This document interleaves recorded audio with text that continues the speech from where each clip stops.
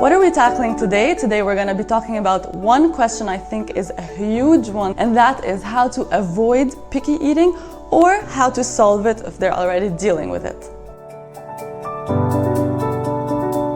The first tip I'm going to share with you is one that I think is the most important tip I can share with anyone, and that is pregnancy nutrition.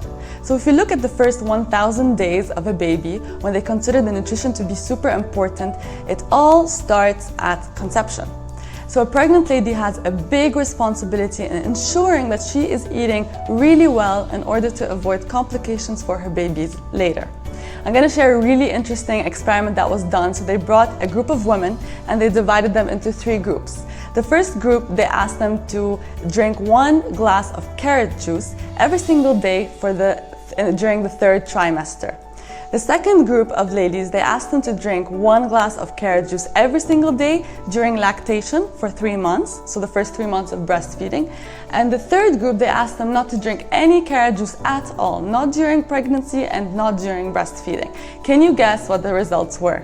So obviously, the first 2 groups, their babies, when they started eating, they loved carrots. But the third group, when they started eating, they did not accept carrots. So it goes to show us that things go way back to nutrition and we can be avoiding picky eating right from the start. The second tip I'm going to share with you is try, and try.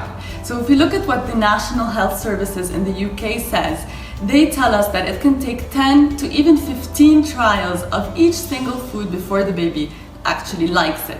And this shows us that kids learn to like food. So we are obviously innately have preferences, but we also have to learn to like certain things. It doesn't come naturally to us. The third tip is to have a consistent feeding schedule and atmosphere.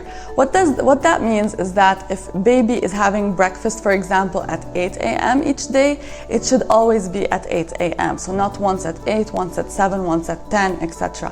Another thing is, for example, lunch. If lunch is at 1, it should always be at 1, 1:15, max 1:30. Because babies thrive on something called familiarity. So they like things that are familiar. They like a routine. They need it. So this is why a very good consistent feeding schedule is important for the baby, so that they can expect what's coming next, so that they know now they have a bottle, an hour later they're going to have breakfast, etc.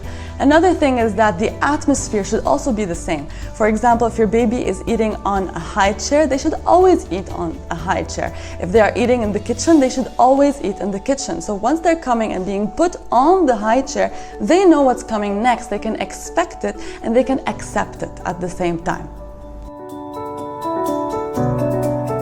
The fourth tip is a beautiful, beautiful one, very family oriented, and that's actually having meal times together as a family. Studies show that when families have meal time together with their baby at least 3 times a week, they can prevent and also solve picky eating. Why is that? Because the whole family is gathered, everyone's doing the same thing, people are sharing stories about their day, it's a positive atmosphere and it's a beautiful one for the baby. They are also learning from you because they learn by watching what we do.